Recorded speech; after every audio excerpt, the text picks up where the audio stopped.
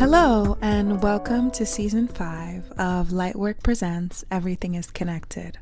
I'm your host, Folasade Ologundudu, and on the show, I'll share the interesting and inspiring stories of artists, critical thinkers, thought leaders, and art professionals on a wide range of topics about life, work, society, success and failure, and the ways in which we navigate life. We talk about our inspirations, concerns, and the ideas that motivate and propel us to create. Much of the show centers on visual arts and its pervasiveness in our society, how culture shapes our lives, and the responsibility of artists and curators not only to be truth tellers, but to advocate for and care for the massive impact that culture plays in our lives, from the things we believe in to the ways in which we understand ourselves. As I travel to art fairs, gallery openings, and events within the creative industries, both in the U.S. and abroad, join me in discovering and learning about some of today's most interesting and dynamic artists and creative professionals. If you're new to the show, I'm glad to have you here. If you've been on this journey with me for a while, welcome back. Let's get it. On this episode, I'm joined by Bisa Butler. In this episode, Bisa shares some of her journey from painting to quilting. This shift happened as Bisa was viewing and looking at a photograph of her grandmother's wedding. We talk a little bit about that, and that's where the conversation begins. We talk about Bisa's experience at Howard and what was it like for her to go to an HBCU. We speak a little bit about her evolution as an artist and how she integrates family archives and personal histories into her quilts. I'm also deeply curious about the show that we're speaking about, which is her latest exhibition that was on view at Jeffrey Deitch Gallery in LA, titled Hold Me Close. I was curious about the title. Why did she pick that, and what did that mean to her? Listen to us talk about the influences that have inspired her work, the artists that she admires, the way that she thinks about her work, and what she wants it to do when it's out and in the world. Let's dive into my next episode with Bisa Butler. Bisa Butler, thank you so much for joining me on an episode of Everything is Connected. Thank you for having me. It's been a long time coming. At least 2 years? Yeah, we've been talking about this for a while. So I'm really happy to be here. Me too. Timing is everything, right? Perfect time. I'll jump into the first question. Sure. One of the things that I was thinking about, and I've read this about your work, as I've learned about your work over the years, you switched from working with quilts from painting. And I read that most of that came out of a photograph you saw of your grandmother's wedding.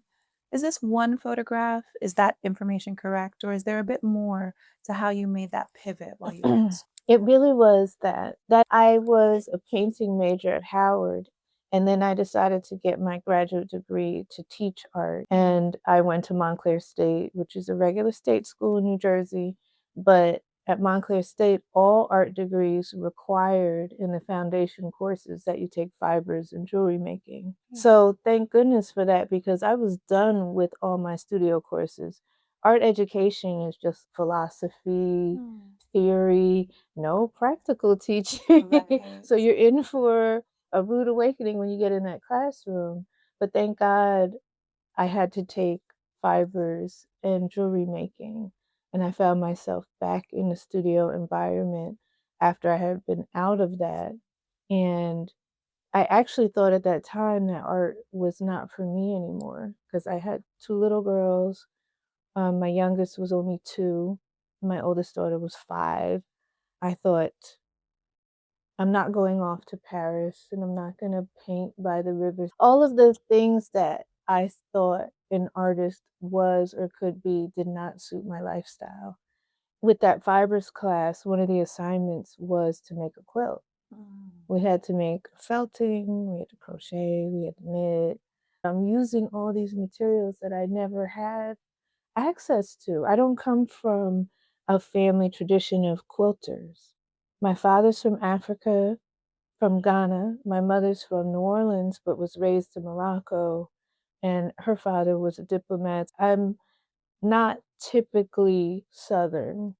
and I didn't have my grandmother and my aunties around me quilting.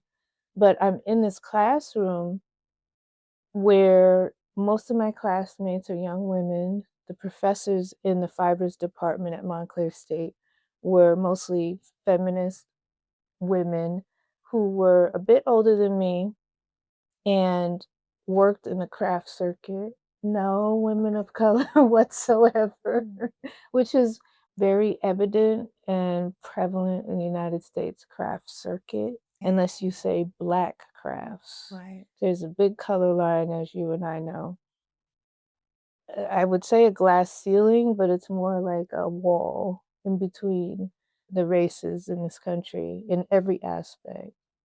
And I made a quilt in that class because it was an assignment. When I made the quilt, which was a little landscape, I thought, oh, I can make pictures. I can make portraits. Why don't I do a portrait for my grandmother, who was still alive? And my grandmother, she was a Louisiana woman, very sweet, very gentle, and she sewed all the time. She was the wife of a diplomat, but we were a very ordinary middle class family. So in her era and in my mother's era, women sewed all the time. And I always saw my grandmother and my mother, they looked fly, like, which is why I noticed your jacket right away. They were partial to high quality dress fabrics. Those are dress fabrics, what you just mentioned. Yeah, there are different types of wool. There's a summer wool, there's a winter wool, there's the different weights of the wool, even the way it feels. Not all wool is itchy. I knew growing up about raw silk that kind of just looks like linen. When I made this quilt, my grandmother gave me her remnants, which were all dressmakers' fabrics. So when you see my quilts, it's because I'm still using dressmakers' fabrics. You'll see silk, linen, wool, beads, jacquard, brocade, and I'm super partial. I'm like checking out the materials, like is this polyester or not? I'm very much my grandmother's grandchild. We can see that in your work. The quality of the fabrics are so beautiful and really so elevated. But I want to go back to the question, because one of the reasons I asked is because I was thinking about the idea of pulling on a family archive, using images from the home, and thinking about what you saw as a young artist embarking on a new artistic practice and looking at family archives. How did what was coming into your creative practice from your family background, how did that impact you? And when I say background, what I'm really thinking about is a bit about the home life, but more about the idea of the archive as a space for visioning and imagining, looking at family photos and feeling a sense that you might be able to create a new story, or you might be able to reinterpret a story, and the way that you might do that through an artistic practice. That's very interesting. And I've been thinking about that topic more lately, just delving into my delving into why I create the things I do and why I'm drawn to certain images and not others. And the archive, originally it was a class assignment. I'm sorry, that clicking so annoying. Oh my God. Okay. Girl, Cut it out. It's like, walk softer. my students used to always say, you walk hard as heck, Miss B, because I walk heavy on my heels. Okay. The archive, I was in grad school, in a way going back to square one, because suddenly I'm in a fibers class, I'm touching materials, and I'm thinking, okay, what should I do? Well, I'll make a portrait for my grandmother, who was very ill at the time. And it's really hard to give gifts to people who are in their 80s. Right. They've been everywhere. They've seen everything. My grandfather and grandmother were traveling in Belgium in the 50s. They raised their kids in Morocco. My grandfather was also U.S. emissary to Ethiopia. So my grandmother had seen a lot of things. How am I going to impress this woman? She had lived through the segregation, civil rights, And now the year is something like 1999 or 2000. What am I going to give her? At first, I thought I would paint her a portrait. And so I sat with her. We were on the front porch in her house. She had a screen porch, and I sketched her out, and then I was painting her. But not realizing that my grandmother was in a decline at that time. When she saw the portrait, it was like 75% done. She was like, "Oh, you made me look like an old lady." She didn't see herself that way. And my aunt pulled me aside because I was despondent a little, but just also a little lost. I was in the kitchen and my aunt came up to me and said, "Your grandmother sees herself as 30 years younger." I went up to her room and was like, you know how you do, you're fiddling when I'm looking at the perfume with that little puffer on it. And I'm picking up her little lace doilies, and her wedding portrait was on the dresser. It had been sitting there my whole life. And I thought, oh, she loves this picture. So why don't I make a quilt of this picture? That way she likes the way she looks. My grandfather is in it, who had been long past. And I made that first quilt by turning inward. I'm literally walking through her home, touching her things, artifacts of her life. Those Chanel No. 5 perfumes are probably things that she wore in Morocco. Now she's an 80-plus-year-old woman. She didn't go out that often. Even the lace doilies were hand done. And that was something ordinary for women to do when you had a handkerchief. How do you differentiate your handkerchief from mine? I have my signature embroidery, you have yours. I looked inward and created that portrait, and I used her fabric to do it. So the archive was also the remnants of outfits that she had wore to meet, who knows, she met Haile Selassie. Maybe a piece of the fabric was from that. I know for a fact some of the lace was from my aunt's wedding.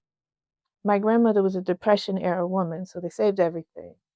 She was saving all these small bits of fabric for what? I don't know, because she's not a quilter and it's not enough fabric to make an outfit with. And I recognized like 70s prints, like crazy day glow flowers, literally a pair of bloomers that I had. You know what bloomers are? It's like the bigger undies that It's are like almost a like puffy, shorts. Yeah, like a puffy underwear. like in the Yeah. 60s when You wear this under your clothes, you right? wear a short dress with a matching pair of bloomers, but they go over a diaper.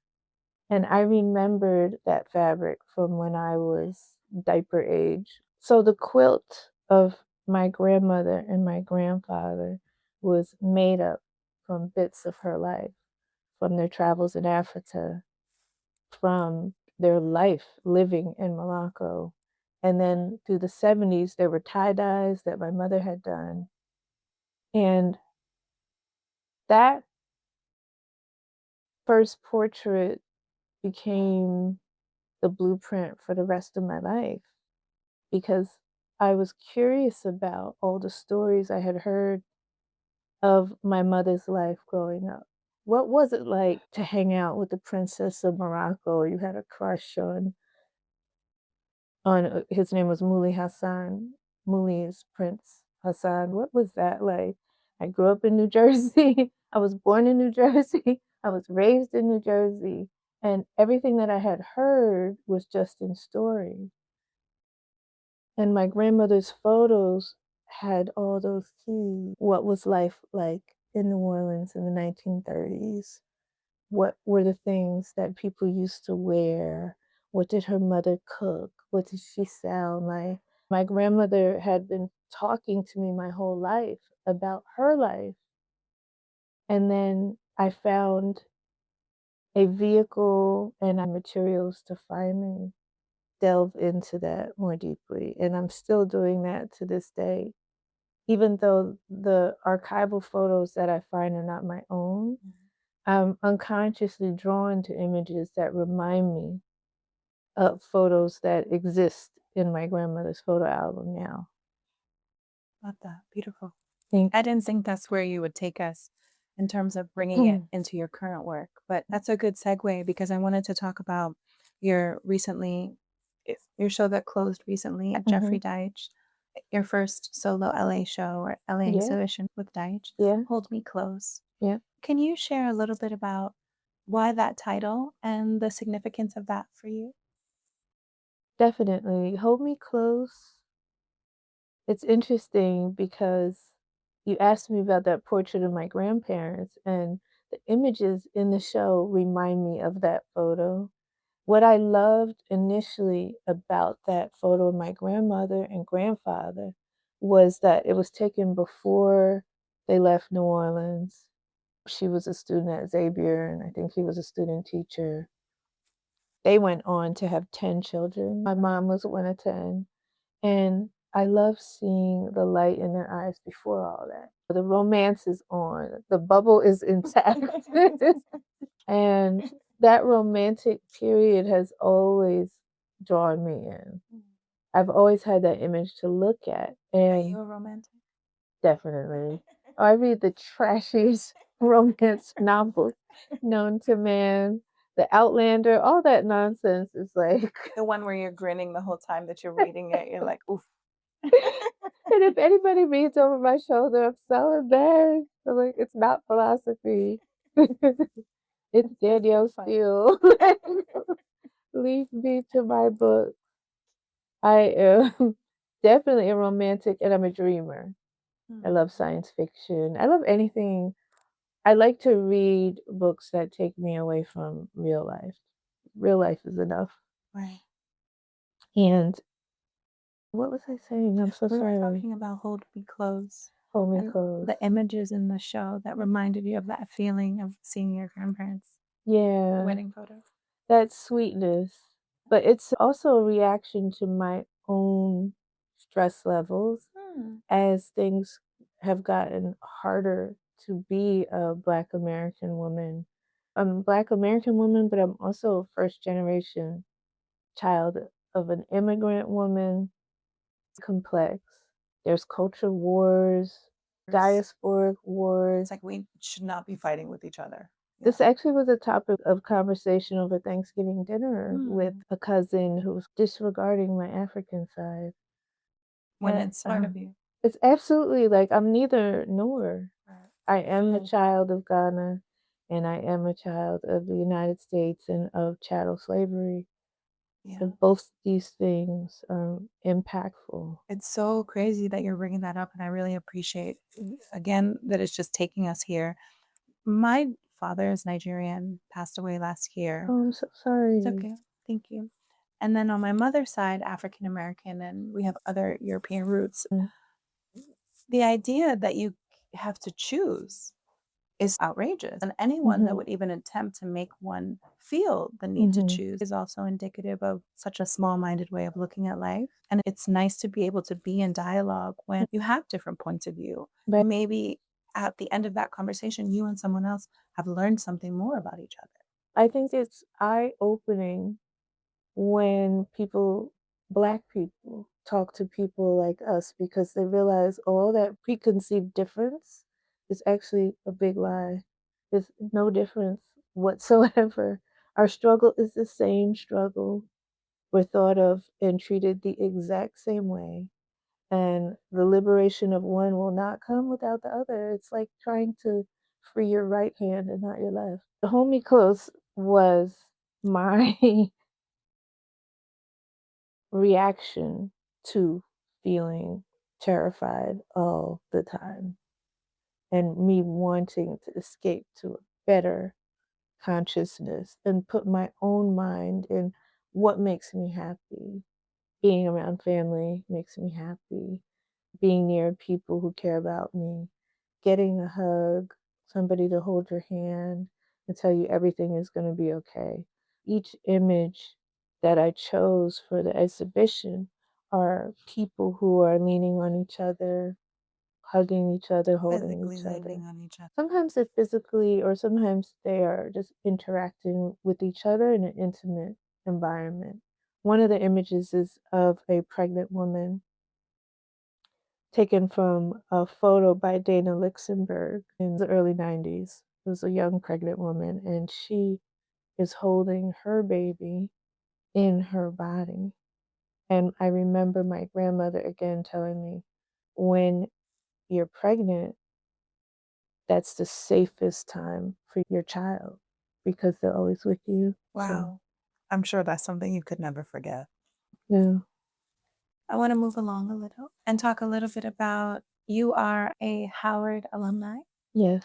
And there are so many incredible people who have come on Howard, from early pioneers, Alma Thomas and Elizabeth Catlett, to figures that we watched growing up like Felicia Rashad. Yeah. And then you have someone like Ta-Nehisi Coates, who has done such incredible work with the written word and with his writing. Absolutely. In a difficult political environment, people are responding to that in so many different ways. But I think one of the things that we are seeing is the banning of books, the idea that critical race theory is something that shouldn't be studied in schools, a lot of things happening at the state and federal level when it comes to American education. And I guess in a moment like this, it could be an interesting time to reflect on the importance of a space like an HBCU for Black Americans, the importance of spaces that allow you to learn more about your own history, your own contributions to American society, a new generation of learners and a new generation of citizens, whatever citizenship means to individuals. A lot of that autonomy and a lot of the liberatory thinking comes out of the knowledge of knowing where you come from and knowing your past. Can you speak a little bit about the way that Howard impacted you, maybe at the time and also in the years since, years after? Sure. When I got to Howard, I visited as a high school student. One of my best girlfriends was a freshman, and it was homecoming. I went to a predominantly white high school in a predominantly white town. We had a few Black kids, maybe 10%. But at that time in my high school, there wasn't too much interracial dating. So you weren't dating one of those 10 Black boys, then you just weren't dating at all. When I arrived on Howard's campus during homecoming, this is like the school days era. The Greeks were crossing the yard, the football players. This is peak 90s. Think Tribe Called Quest. Like, dreads were the new thing, black medallions, no gold, all that. Anyway, I chose Howard because of the boys. To make a long story short, I didn't even know about Howard's revolutionary past. That was not a factor for me whatsoever. My father was a college president, and I was a very good student, like a National Merit Scholar. I had a bunch of scholarships lined up, and I was like, no, I was not interested. My top schools were Howard, Hampton, and Spelman. And then after I visited Howard, it was a done deal. I think I met my husband that weekend. The rest is history. Howard was an eye opener for me. I thought when I got to Howard, that meant that instead of my 10 friends, I was going to have 100 because there were so many Black kids. But they were from all over. I met Jamaican kids, the West Indian Student Council, African kids, Ghanaian kids from different parts of Ghana. There was a whole contingency of Nigerian diplomat kids who were super wealthy. One of my classmates was a prince. Wow. Dr. Cosby's actual kids, like the real Cosby kids. Not the ones on TV. So Cosby was my classmate, which I didn't even realize. I remember thinking, why is that girl always tan? You could tell She'd been in the sun. she'd been in the sun. I was like, does she go on vacation all the time?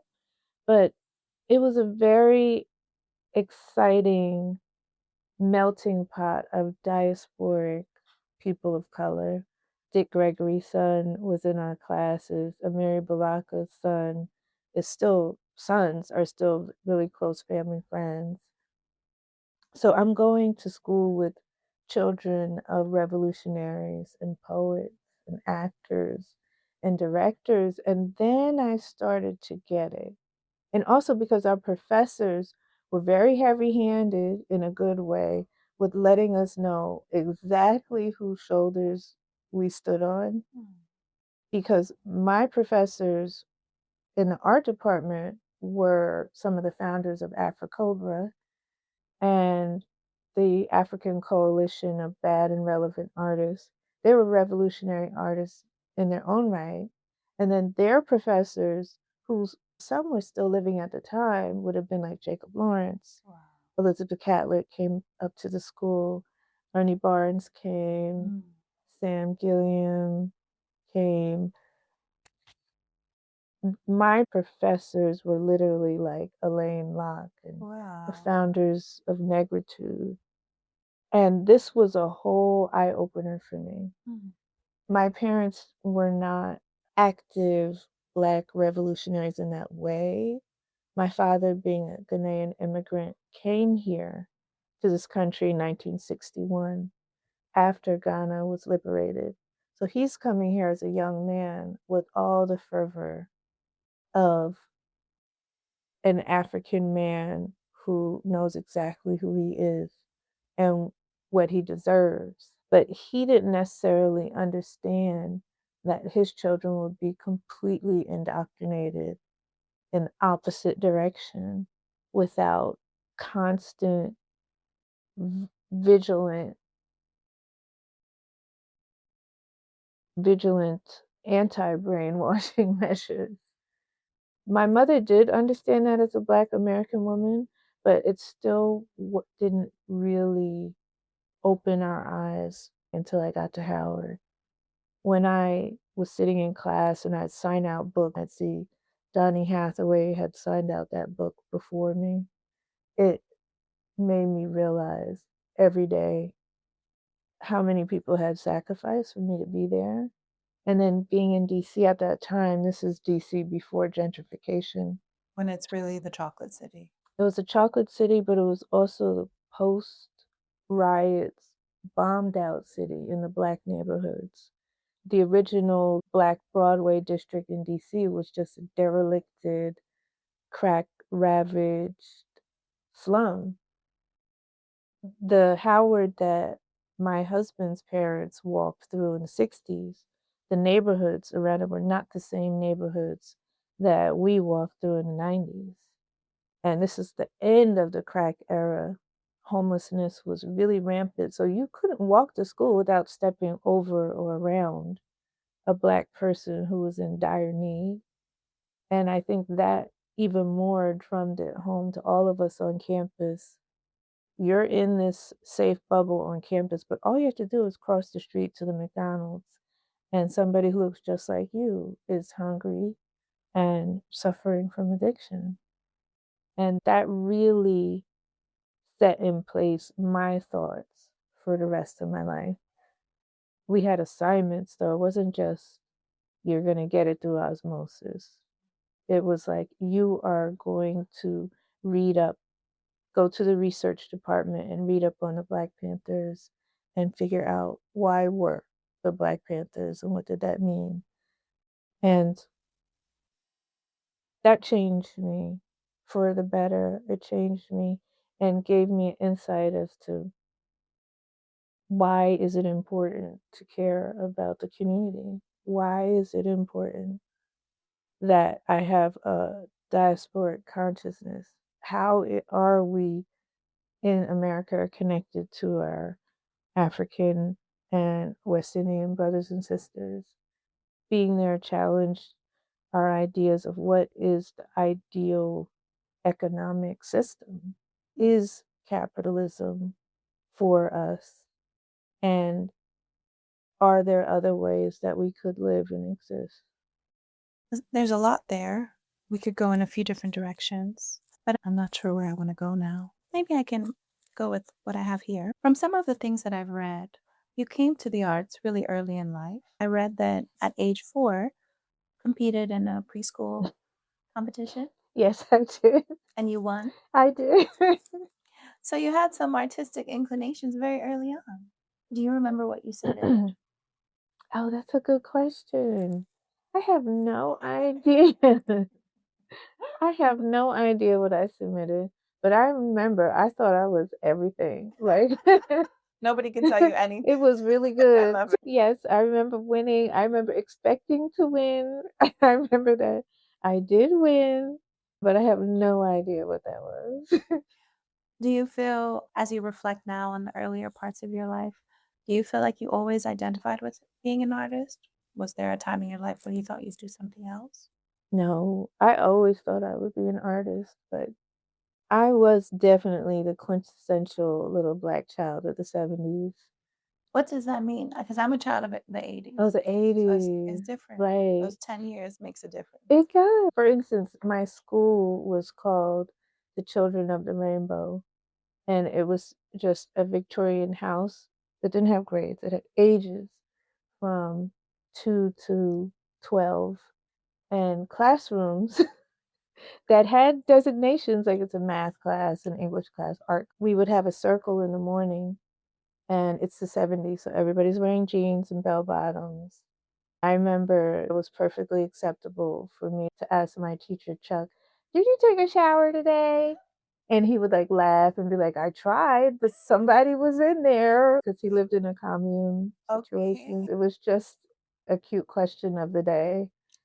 If it was raining, the lesson might be to roll up your pants and go splash in the mud puddles, talk about the rain, the mud, and the properties in the dirt. And I really thrived in that environment. And when I say it was so 70s, because all of us were very self-determined little wild hippie children. I remember one time we went on a trip to a blueberry farm and they gave all the kids buckets and was just like, just go pick blueberries as many as you want and you can eat as many as you want. And That was your school day. that was the school day. My mother was somebody who was really interested in exploring different methodologies of healthcare, food, healing. She was a vegetarian before there was any Whole Foods. There was just small health food stores. If you wanted tofu, you had to make your own tofu. There weren't veggie burgers that you could buy anywhere, and people actually thought that you would be unhealthy and possibly die if you're a vegetarian, including my grandmother. My childhood in that way fostered creative thought. I even learned to play the piano by sound, but not by reading notes. When I went to public school, I forgot all of that. I can't play the piano at all anymore. So I think it was understandable that mostly everybody was some sort of artist or explorer in that environment. And you had the space to be that because it was encouraged in the classroom. Then we went to public school afterwards. My parents divorced. My father was not feeling rainbow school. He was like, we need to get you out of here. So we went and lived with my dad, and we all enrolled in public school in South Orange, New Jersey. And for Very me, different. it was like shell shock. I was so much a little fish out of water. I had never drank white milk before, What had you had only previously? chocolate. I had then had white bread, Really? only brown bread. No way. Never. I didn't even know what the food was, like on the tray. I remember box macaroni, not understanding what the Was that a hell culture that shock? was. Yes, Oh my goodness. things tasted very different. I was just like nuts and berries and grains. The Rainbow School was very multicultural. Everybody ate health foods, and all of their parents were into alternative medicines and lifestyles. Some of my classmates had two parents of the same sex. When I got to public school, There was none of that. it was the 80s by then. My first year in public school was like 1981. And it was a real shock. It took me at least a year or two to adjust.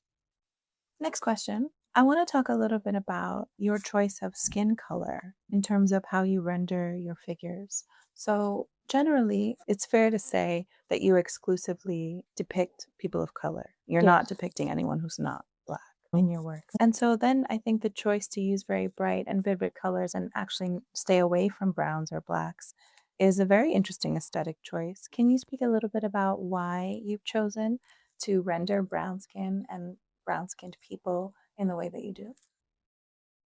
Originally, I did used to quilt using more earth tones, browns and beige and tan.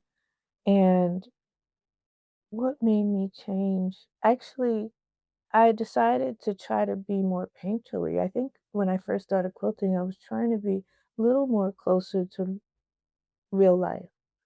But my professors at Howard always talked to us about using color to express emotion. And they didn't paint with browns and beiges. So I think it was part of my education and exploration in fibers and expressing myself through cloth that I thought, why don't I go back and focus on what my professors taught us, remembering that we are all living human beings and we have an aura, like a spiritual aura. Yes. And we also have undertones, like for somebody like me who loves makeup, people can have what seems like the same color. I can be sitting right next to a cousin or a friend, and we're all dark brown, but one of us will appear reddish, the other one orangish, another one bluish. And why is that? Their undertones are different, but also their energy is different. So we're responding to people on different levels without realizing it. Yes. But we as people of color, we call things out a lot. We'll say that person's red bone, high yellow, this person caramel, this person's blue black. Yeah. But we use this very colorful language to describe the skin color. The only time we don't usually is when somebody has passed away or has really bad makeup. They say they're casket fresh or casket ready because their skin is only brown and mixed with white, which makes a dead color. And I wanted my people to appear alive. And I was taught to use Kool-Aid colors, which were bright, intense, and vibrant. I started using those bright, intense colored fabrics in the skin of my subjects. And I actually felt like my multicolored portraits looked more like the person to me than the brown and beige one did, because the brown and the beige one looked casket fresh. They weren't the right mixes of brown. And I can't mix a brown because I'm only having the fabrics that are available to me. When you paint as a fine art painter, you wouldn't use brown from a tube. You mix your own brown. So I'm going to have a reddish brown, greenish brown, yellowish brown. Kerry James Marshall made a palette of all blacks, right? And he has that brownish black and a bluish black and purple black, that deep dark India ink black, or maybe that one is like true black. But then I heard of Vanta black, so then there's a blacker black. That is a way to get a variation in the skin tones that you would see in a real person. Yeah. And I found that when I used the bright colors, I was able to say something more about the subject rather than just, this is an interesting shade of brown and this is another shade of brown. And with my last exhibition with Jeffrey Deitch, I had all of my portraits with a base of black because I was doing a homage to Kerry James Marshall and to Faith Ringgold, who did her Black Light series where she did black canvas with bright colors on top. So I did black cotton in the figures and layered sheer rich colors on top. It became a challenge to myself. How do I make this person's skin look like it has depth without just making it light? I started using a lot of sheer fabrics like tulle that had glitter and had rhinestones and had sequins enmeshed in them or glued on them so that the black would shine and shimmer without necessarily being lighter. I'm doing a combination of having a very dark base with lots of shimmer and vibrancy on top. It reminds me of the underpainting that we see a lot of painters do, and the way that you're employing that same artistic technique through textile work and fabric is really interesting and inventive. Thank So you. that's beautiful to know that you're continuing to experiment and expand your practice. Yes, and it's been a challenge. I have been pushing myself to do it. And I was actually reading Kerry James Marshall's monograph. He was saying a lot of Black American artists in the 90s were told to stay away from Black figures because that's not going to sell. It's not that it's not nice or you don't like to look at it, but if you want your work to be sold on the national stage, people don't want to see a lot of Black figures in their artwork. And he did the opposite and made all of the super Black people. He was like, I'm going to go all the way left. Oh, and I felt challenged when he said that because he said when Black artists portray Black people, they always make them a different color other than The color they blackety are. black, not even brown, black. And I was like, okay, Mr. Marshall, I got you. I got it. I got the message. I still look at artists like him as my teachers. He's not my teacher, but he is a teacher. And I admire his practice so much that I thought, I need to read these words and absorb this critique and see what I can do.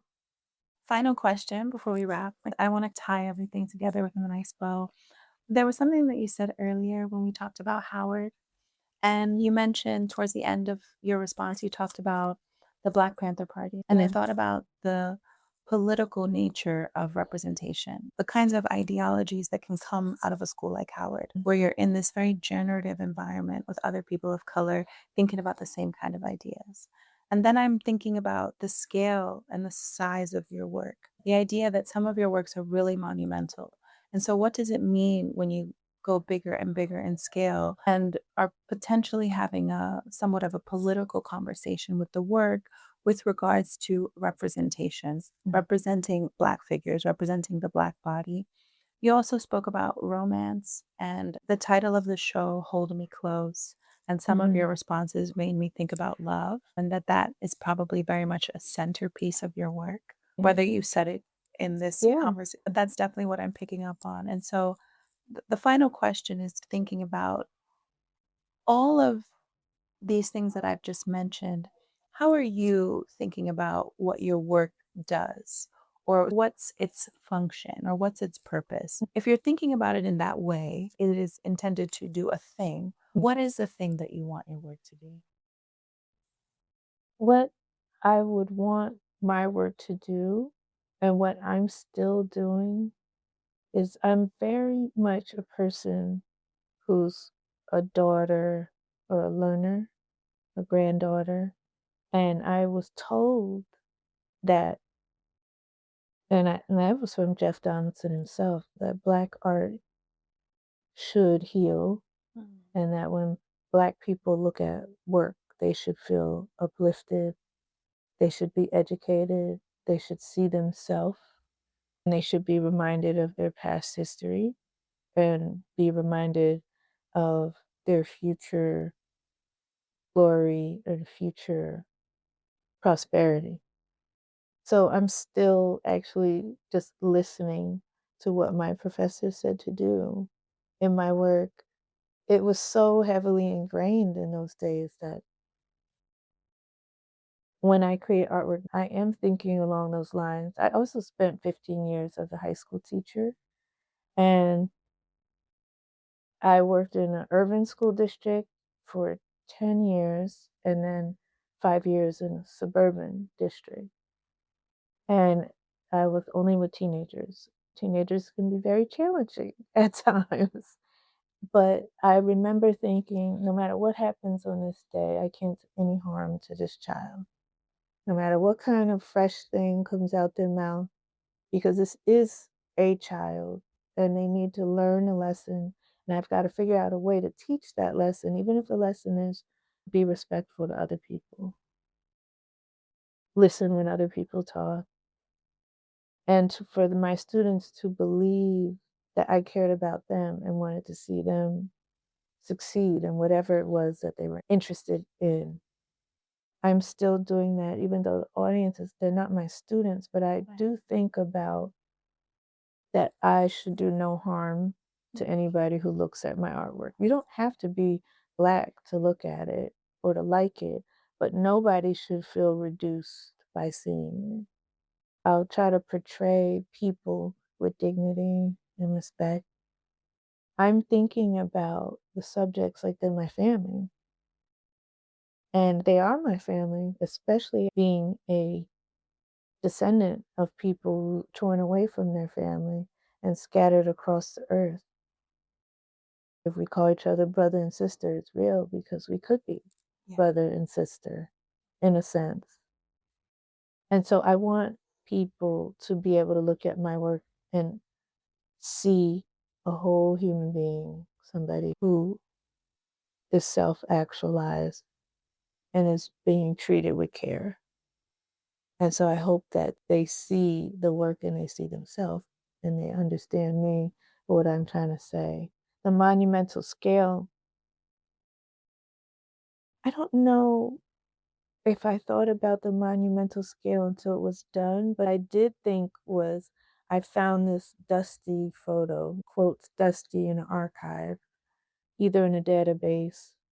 And I think about when was the last time anybody even looked at this photo? Right. Everybody in this photo is gone, but this person is just listed as, let's say, Negro washerwoman or Negro school teacher. But this is a person. She has relatives who are alive and well, who would love to know that her portrait exists somewhere. So I think about that, and the scale is me looking at this photo on my phone and saying, I want to see it better. I want to understand who is this woman besides a Negro school teacher. And when I enlarge things, I see how neatly her hair is done, how clean her nails were, or maybe even how much older her hands look than the rest of her. I see that she's polished her shoes, although they're worn to the sole. Or I see some people whose shoe is more sock than shoe, but you're still tying the laces. It helps me to understand who is this person really, not just the label that the documentarian wrote on it 100 years ago.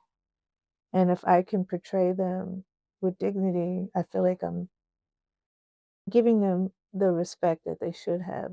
Maybe they did have it in life, but the remnant that's left is just this dusty little negative.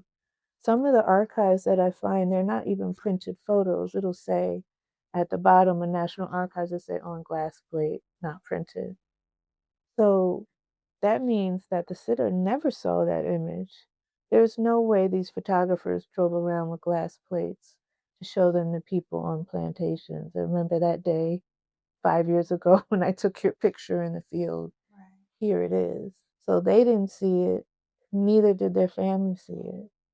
So I feel like I am correcting the history. That's what I'm doing, just editing it in the correct way. Put it like this. All of us, our lives are huge. The depths of a person, who knows what they went through, the story they had to tell. If all I can do is at least make a decent portrait, that's something. I think we got it. Good. Thank you, Bisa Butler. Thank you so much for joining me on an episode of Everything is Connected. This was lovely. Thank you, Sade. I'm happy to be here. That was my episode with Bisa Butler. I want to give a big thank you and a big shout out to Bisa for joining me on the show. And it's a wrap, folks. That was our episode of Lightwork Presents Everything is Connected. Conversations on culture and current events with some of today's hottest creative contemporaries. These episodes are recorded remotely and on location wherever in the world that I find myself, whether that be Africa, the US, Europe, the Middle East, or the Caribbean. Depending on where I am at the time of these recordings, you will hear the sights and the sounds of my local environment. I look forward to continuing these wonderful conversations with you, with artists and creative professionals across a variety of industries. I'm your host, Folasade Ologundudu, and we'll see you next time. As always, stay motivated, stay inspired, and stay up. Peace and love, y'all. We out.